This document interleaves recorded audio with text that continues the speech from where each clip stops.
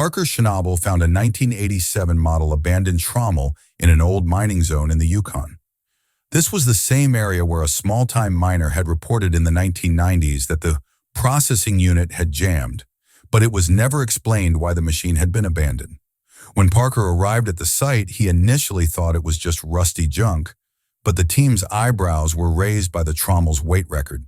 Such an old machine weighed approximately 3.5 tons, which clearly indicated that something was trapped inside, something heavy. When Parker began his inspection, the first thing he noticed was the unusual density of gold-rich paydirt. Normal trommel dirt has a density of about 1.6 Gur/3, but here the meter readings showed 2.9 Gur/, meaning the gold concentration in the soil was approximately 80–90% higher. This is highly abnormal for any old claim. Then, a high-luminance flashlight revealed a sharp, solid reflection. Not like regular flakes, but nugget-level reflectivity. Such reflection is only possible when the particle size is large or solid nuggets are trapped inside. And most surprising, the team discovered the stuck load inside the trommel when the metal probe hit rock-hard resistance just 2 feet inside. Parker immediately took a sample, and that single sample yielded 37 grams, nearly 600% more than the average Yukon pay dirt yield. If this density is present throughout the trommel, the estimated value easily reaches $350–400 million. Now, Parker and his crew faced a major question. How did this trommel come to have such an unbelievable concentration of gold? Who abandoned it suddenly? And the biggest fear, was it a mistaken shipment that was accidentally hidden there? Watch the entire video to know the whole truth. And yes, subscribe, because this find has changed the history of the gold rush. This trommel, made in 1987, may look old, but at the time it was one of the most advanced machines in its class. The company, Klondike Heavy Industries, manufactured specialized machines for Yukon mining in the 1980s. The model number was KHET87R, and its specialty was that it could process approximately 20% more material than normal trommels, meaning if a miner needed fast production at that time, this was the model they would have purchased. Parker also found it puzzling why such a high-level machine would have been suddenly abandoned in the wild. But the real mystery began when Parker tried to find old records. There was no clear record of this particular serial number in the company's archived data, as if it had never been officially registered. Mining logs contained only a vague entry that a trommel had been brought to the area in 1987, but any subsequent data was completely missing.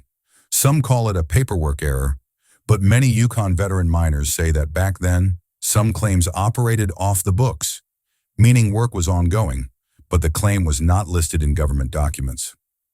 Mining in this entire area suddenly ceased in the 1990s, and this struck Parker as most suspicious. Normally, when a claim's gold reserves dwindle, the camp gradually empties.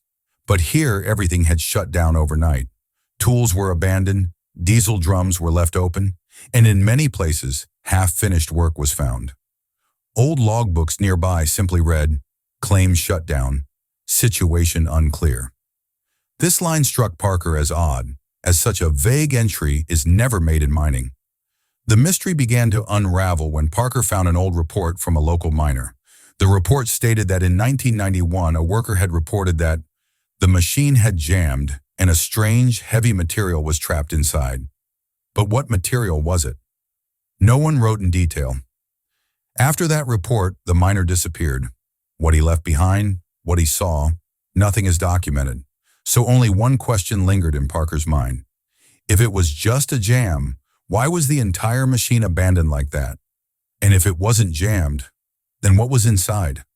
By now, Parker had realized that this wasn't just an abandoned machine. It was one of Yukon's most closely guarded secrets. This area of the Yukon may seem like a small off-road patch on a map, but longtime miners have always described it as a mysterious zone. The first dark story dates back to 1991 when a miner suddenly disappeared without taking any of his belongings. His tent was found open, tools scattered on the ground, and his boots were also lying there, as if he had fled in a hurry or something had stopped him.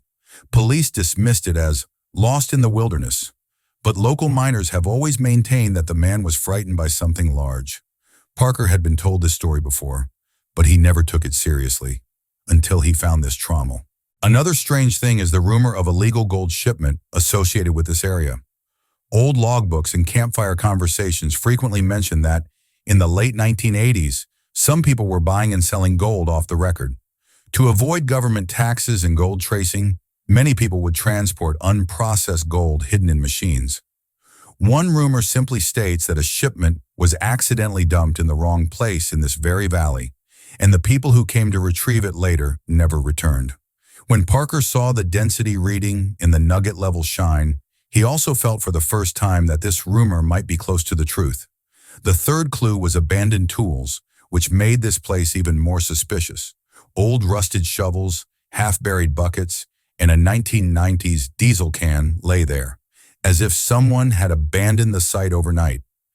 Leaving tools behind in a mining camp is considered a major red flag. Miners, no matter how poor, never leave tools behind. When Parker saw all this, it clearly struck him that this wasn't a routine detention operation, but rather something sudden, something that had been abandoned out of fear or danger.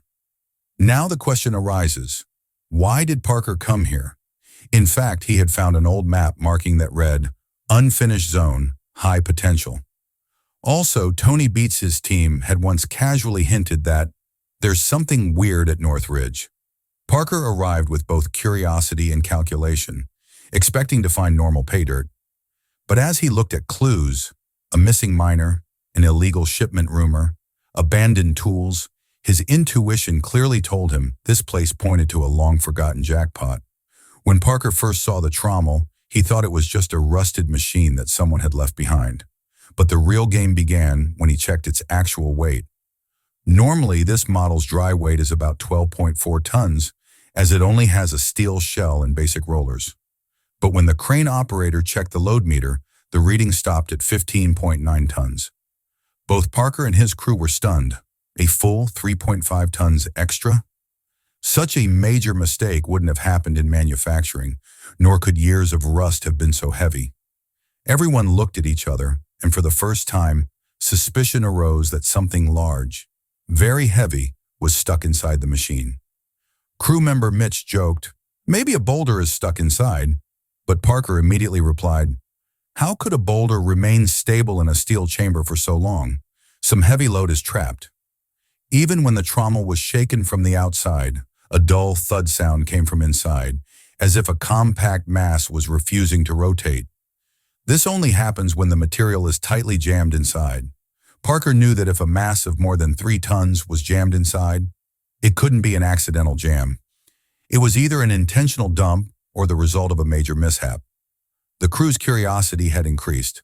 For the first time, Parker said, "Guys, this machine was left on for a reason, and we're looking at the weight of that reason." Now the real test began.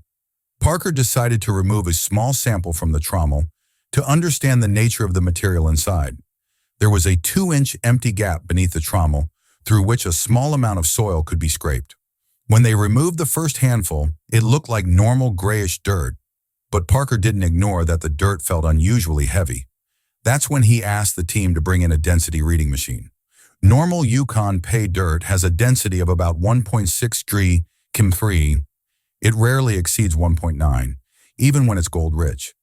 But as soon as they placed the sample container on top of the device, the screen flashed 2.9 Cnm3. Parker's face changed at the first reading. The crew thought the machine was malfunctioning, but the second and third readings both repeated 2.9. This density is impossible in typical mine dirt unless it has an 80–100% higher gold concentration. Parker felt the sample again in his hand. It had been emitting a faint glow, but it suddenly became brighter. A crew member shone a flashlight, and the tiny reflective specks began to shine brightly. It was clear that these specks were not gold dust, but nugget fragments.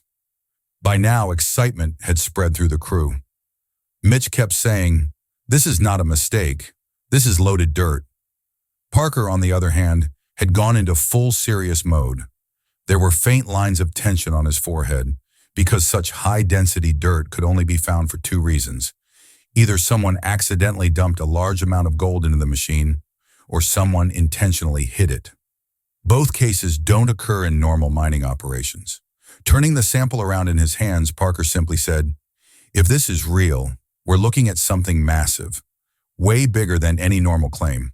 The crew then performed a small microscopic scan, and it clearly showed that many of the particles were pure nugget grade, with almost zero quartz or rock contamination. This finding was Parker's biggest alarm, because such clean gold fragments are only found when a miner has already sorted it, meaning it didn't come from raw ground. It could be part of someone's processed gold stash. The crew's excitement and tension had now increased. Everyone suspected that the Trommel's extra 3.5-ton weight was probably due to this gold cluster load. Parker immediately said, "We have to open this machine. What's inside can't be hidden anymore." That one sample proved that this place wasn't a normal mining zone. It might be the Yukon's biggest accidental jackpot. When Parker shone his flashlight into the Trommel after sampling, a strange glow returned within the first second. This glow wasn't soft like normal gold dust. It was a sharp, solid, and cold reflectivity, like light falling on mirror-finished metal. Parker had seen gold flakes many times. Their glow is a bit soft, scattered, and powdery, but the reflection here was bouncing off a sharp beam, as if large, heavy, nugget-sized chunks were lying inside. This glow is an instant alarm for any miner, because there's a world of difference between the shine of flakes and nuggets. Flakes have a flat shine. They only catch a little light on their surface. Nuggets have a completely different shine. Their curved surface reflects light directly back to the human eye. As Parker's flashlight moved around inside the Trommel, fast, bright reflections bounced back from different spots. This made it clear that this place wasn't just gold-rich, but contained actual metallic masses. Parker said softly, "Guys, this isn't normal dirt. This is gold someone has already extracted." His tone was calm, but the crew could see the growing seriousness on his face. Now Parker had to confirm whether there were shiny specks or large clusters trapped inside. He immediately called for a probe rod, a long, slim steel rod used to test underground compact material. The Trommel was tilted slightly so the probe could slide smoothly inside. For the first few inches, the rod moved smoothly as if through loose dirt. The crew thought perhaps there were only gold fragments on the surface. But just 2 feet in, the probe suddenly hit something rock hard. The metallic sound was like hitting a solid block. Thunk! Parker tried to press the rod again, but it wouldn't go in even an inch. That moment was the most shocking for the crew. If the soil were filled with only gold dust or fine flakes, the probe would have gone smoothly. But here, the rod had hit a completely solid mass. This meant something clear. A large, hard lump was hidden inside. Mitch asked tensely, "Is this a boulder?"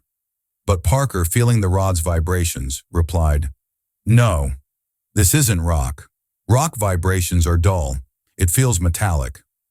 Parker's hands confirmed this resistance wasn't that of a natural rock, but of a solid metallic object.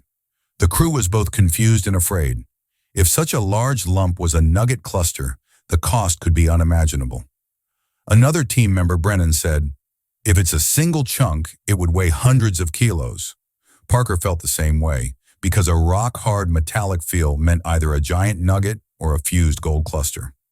Both situations are almost impossible in the mining world, unless someone had already processed the load. Now Parker's tension began to turn into excitement. The metallic thud sound coming from the Trommel repeatedly confirmed that something unnatural was inside. Attempts were made to rotate the Trommel, but the mass trapped inside was so heavy that the entire cylinder was spinning unevenly. This behavior occurs when too much metal accumulates on one side of the machine. The crew's eyes now held both curiosity and fear. If there was illegal shipment inside, whose was it? If it was an accidentally jammed load, where did such large nugget clusters come from? The biggest question, why did someone leave the machine like that? Parker picked up the rod and calmly uttered a single line. "It's not a jam. It's a jackpot." After that, everyone knew that this Trommel held a secret that had silently held this Yukon Valley for 3 decades. If you want, I can write the next part, the first-hand sample reveal segment, in the same high-quality tone. When Parker first poured the hand-picked sample into the wash pan, he had to confirm just one thing: how much actual gold was in the dirt. The sample was very small, the size of a small coffee cup. Washing such a small sample from typical Yukon soil rarely yields more than 1 to 2 grams of gold. But what happened today has rarely happened in 3 decades of mining history. As soon as the washing was complete, a thick line of bright yellow metal accumulated on one side of the pan. And when Parker weighed it, the scale read 37 grams. The crew fell silent for a moment. 37 grams from such a small cup? This wasn't the yield of a normal claim. It was a sample from a jackpot stash. That's why Parker immediately went into alert mode. The average yield in the Yukon is considered to be about 1 gram per cup. In high-grade zones, it can rise to 2 to 3 grams. In rare cases, up to 5 grams have been reported. But 37 grams? This throws the calculation right out of the window. Parker rotated the sample repeatedly, examining it. It wasn't fine dust, but small nugget fragments. This meant the dirt wasn't raw ground. It was part of a processed load, washed and then dumped into the trommel for some reason. Parker's eyes were fixed on the shine. He said softly, "Guys, this isn't an accidental jackpot. This is an abandoned jackpot." The crew was both excited and scared. Such a high concentration meant only one thing: a massive load was trapped inside. But now a big question arose. How did so much gold get into a trommel? Why would a miner dump such a quantity inside and leave it there? Why would someone walk away from a fortune? Parker couldn't understand it at all. He lifted the pan and rechecked the consistency of the soil. This wasn't the dirt the trommel merely processes. This was the dirt hiding previously processed nuggets and fragments. The theories began. The crew's first suspicion was that someone might have used the trommel as storage to hide gold. In the old days, when gold theft was common, many people used the machines as temporary vaults. But if someone had hidden the gold, why wasn't it recovered? The trommel was left in a place easily accessible. This theory seemed half true and half false. Because the load was so large, there were safer places to hide it. The second theory was even crazier: a smuggler's dump. In the 1990s, some illegal buyers transported unprocessed gold from one place to another. If an emergency occurred, like a police border check, a rival gang issue, or a sudden accident, the smugglers would dump the load immediately. Brennan of the crew said, "If it was a smuggler, he might have hidden the load in the machine because it looked like a large object. No one would suspect." This seemed logical. Gold dumped inside the trommel could have remained untouched for years. The third theory was the darkest: abandoned due to an emergency. Mitch recalled that a miner had never returned. If he was unloading a load and some major accident occurred, like a machine collapse, toxic gas, or an external threat, he might have fled. Parker considered this theory more realistic because the surrounding tools had also been suddenly abandoned. Abandoning tools signifies an emergency escape. No miner abandons tools unless they believe they won't return. The crew's debate had heated up. Everyone had their own guess, but only one clue was clear to Parker's eyes. This gold had been trapped here due to some accident, and this place was never reclaimed. Now the trommel needed to be completely opened. "Now we have to get the truth out. Whatever the load is, it's been waiting for decades," Parker said, closing the pan. When Parker realized something large was stuck inside the trommel, he began proper extraction planning. First, he positioned the excavator backward to lift the entire trommel slightly off the ground. Then he called the crane team, because with a heavy metallic mass inside, rotating the machine without support could be dangerous. Parker explained to the crew that the trommel wouldn't be opened the normal way. It would first be tilted at a 30° angle, then slowly rotated to shift the weight inside. This was risky because if the load fell to one side, the entire machine could tip over. The crew was tense, but Parker's tone was clear. Slow, steady, and under no circumstances jerking. When rotation began, the trommel gave a deep metallic groan. This was the kind of sound that only occurs when mass, jammed inside for decades, suddenly begins to move. Parker immediately increased the crane tension to keep the cylinder stable. The crew held their breath. All was about to be revealed in the next few seconds.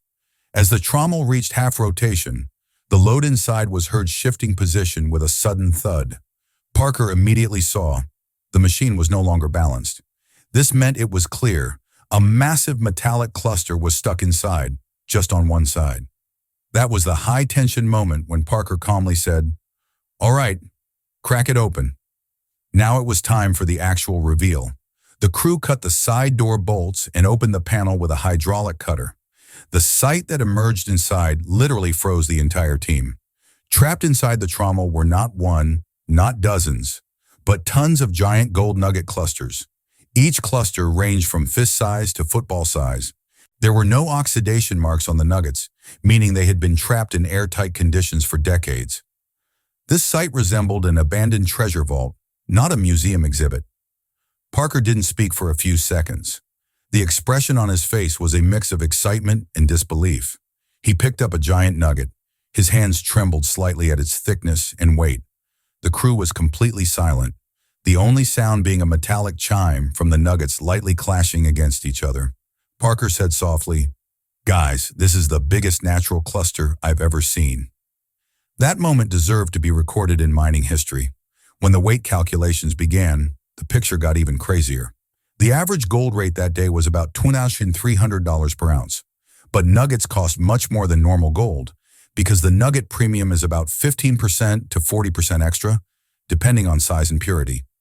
Parker and his team estimated in preliminary measurements that the total weight of the clusters trapped inside the trommel could be around 5,800 ounces, with some logs putting it as high as 6,000 ounces. Now the valuation began. Base value 6,000 Oz x 2,300. So 13.8 million nugget premium, approximately 30%, so $4.1 million. But this calculation was based only on nugget clusters.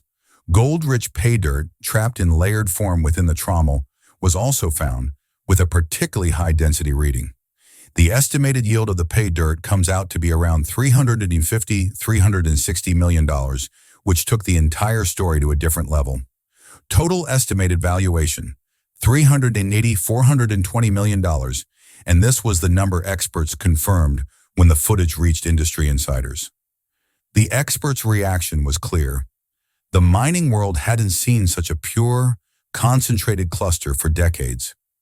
One veteran geologist said, "This isn't an accidental jam. It's either an abandoned treasure lode or smuggled gold gone wrong." Some experts even suggested it could be one of the largest unclaimed gold stashes of the 20th century. The shock was still evident on crews' faces, but Parker's eyes held a mixture of relief, excitement, and a question. Who left this? And why? The biggest question now loomed: who left this gold? And the first theory Parker's team had was the same old story, the missing miner from 1991. Local reports said the man had suddenly disappeared from his camp, his tools found lying there. Some said he had seen something dangerous. Parker now believes the miner may have tried to open the trommel and panicked upon seeing the load. If the mass inside was illegal, something might have happened to the miner. A strange sense of fear crossed the crew's faces. They had touched upon a decades-old story, one that left many questions unanswered. The second theory was even more dramatic, a rumor of illegal shipment. In the 1980s and 1990s, this part of the Yukon was considered a hotbed of smuggling routes. Some people would hide unprocessed or semi-processed gold in machines, barrels or scrap piles to cross the border. Brennan, one of the crew, said, "If this was some smuggler's gold and there was an emergency, he must have left it here and fled." Parker believed this theory to be half true, because the purity and clean condition of the clusters indicated that this gold had been refined by someone beforehand, not extracted from raw ground, meaning this wasn't an accident. This gold was part of some human process. A third theory added to the mystery, the dead claim mystery.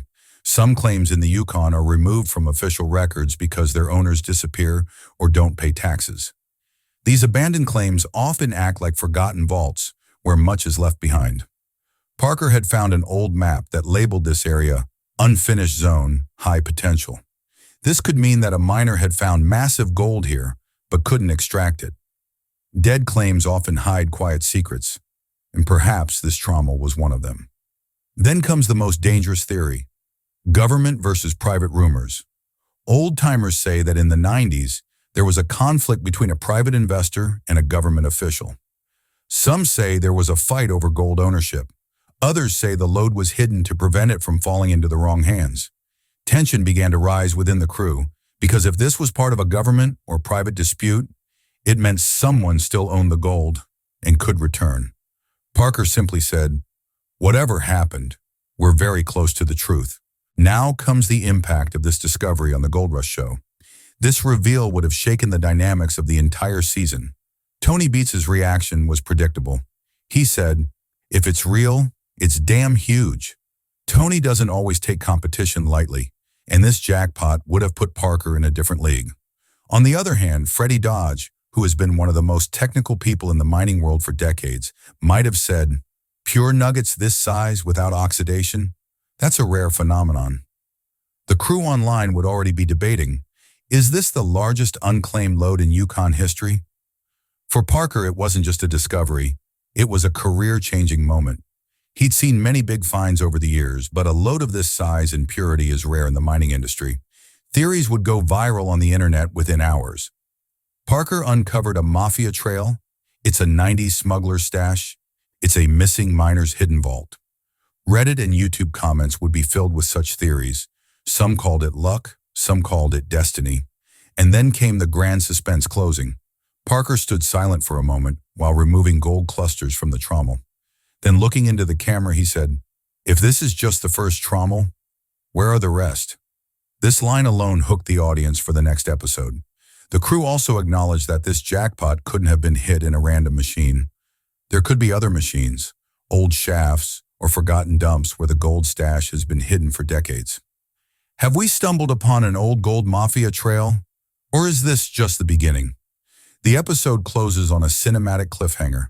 The camera slowly zooms out, fading out with visuals of the glowing nuggets inside the trommel. If you really want to know what Parker finds next, don't forget to come back for the next episode, like, comment, share, and yes, subscribe, because the real story is just beginning.